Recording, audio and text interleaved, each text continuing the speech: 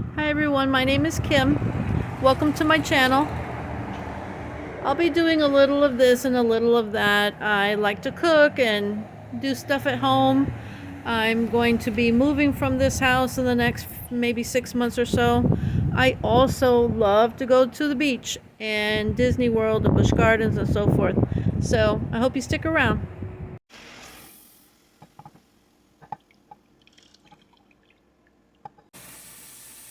This isn't a pizza sauce, it's not a spaghetti sauce, it's not a marinara sauce, just something I throw together to make this taste good. I'll show you the ingredients as I go. Put in here is basil, dried basil, rosemary to give it that Italian flavor, basil, which it makes it more of a Caribbean type sauce that you would see in Puerto Rico or Dominican Republic or Cuba or what have you. Of course, I'll be using some tomato sauce, and since I don't like a lot of sauce, and neither does my son, I'm only using these 2 little cans. I'll be using salt and pepper and a couple of other things. Let me show you.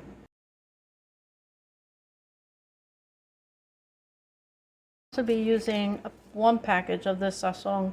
It says con culantro y achote, and achote is a berry that they dry and pulverize, and it's the best flavor in all the Spanish food. Like it's to me, without this, it just doesn't taste the same.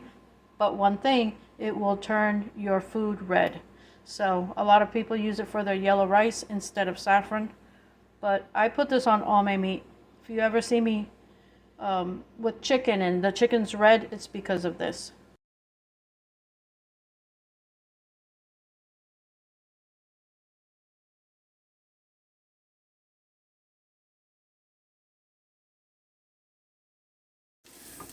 I did the black pepper with the grinder, and now I'm going to add the Goya sazon. And as you see, it's orange. It will turn your food colors. So, but I already smell it. It's just such a great smell. As you can see, this piece of green bell pepper is frozen, and I did not chop it up. It's not worth it. We just pick it out. It's not something that we enjoy eating. So I'll just throw it in like that. We'll still taste the flavor, believe me. So I had a half an onion in the refrigerator, and I diced that up. We don't like big pieces. That's okay. Next, I'm going to be adding a little bit of roasted red pepper, fancy pimientos they call them. And lastly, tomato sauce with some water. I put this together many years ago. I'd say over 30 years ago. My son wasn't born yet. And I used to try to find canned or jarred marinara sauce on the market that I liked, and I didn't like any of them. And so I just started fiddling with it and came up with this. There's one more ingredient that I'm going to put in here that I only discovered 4 years ago when I moved back to Tampa. And it's a canned sofrito from a company I had never heard of. And it's delicious. It has a little bit of everything, tomato, onion, garlic, so forth. And I've been using it in everything practically that I make. So I will be adding that. Before I do that, I'm going to put water in each one of these cans and dump it in here. And that will loosen anything that's stuck to the bottom. So I'll be right back. So I have the 2 cans of tomato sauce and the water in here. And I added that one more ingredient. And I forgot to film it, so here we go. It's the Conchita Sofrito Español Spanish seasoning, and it has, just like it shows, tomato, red pepper, yellow pepper, water, onions, vegetable oil, tomato paste, modified starch, sugar, salt, and a few acids and spices to preserve it. I only probably would use about 1/4 cup each time. And the last piece that I had was frozen. I'll freeze whatever leftovers I have and separate it so I don't have to chunk at it or chop at it to get it into the food that I'm cooking. So this is going to be a very luscious sauce. This water is going to cook down. It's also going to bring up everything that might be at the bottom of this pan, which there probably isn't anything anymore. This will be easy to fish out. The bay leaf will be easy to fish out. And I decided not to use olives today. I think there's enough salt in here. I don't need to use olives. So I'll show you it when it's farther along. Even though I want this sauce to evaporate a little bit, boil down a little bit, I'm still going to put a lid on it because if not, you know, tomato sauce goes everywhere. So I'm going to do the best I can. I'm actually going to lower it down so I can do this slowly because I'm not eating anytime soon. And when I'm ready to eat, I'll boil my pasta. This is thickened up nicely. I'm very happy, and to think the only thickener in here is the tomato sauce and the little bit of tomato that was in the sofrito. And I have my water. I just put it on.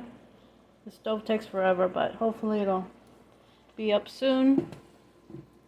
I decided to make my pasta early. I'm not going to want to do it later. So we're going to salt the water. And for pasta I go maybe twice, and that wasn't like with the spout all the way open.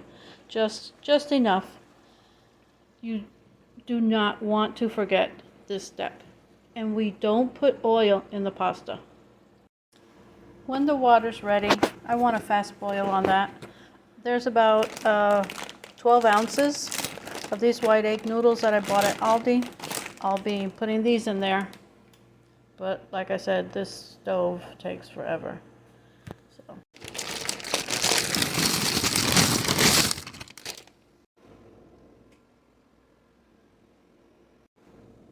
And that's done. That didn't take very long. That was definitely less than 8 minutes. But I grew up eating the sauce and pasta combined in my elementary school when I was a little girl. And I loved it like that. And I've made it that way, I would say, 95% of the time through the years.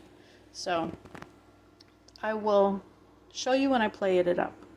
Hi everyone. As you can see, I've plated up my pasta, which were wide egg noodles, and my sauce. It's very thick. There's no liquid to this sauce anymore. I'm going to put this, it is cold, so I'm going to put it in the microwave now. All right, here we have it.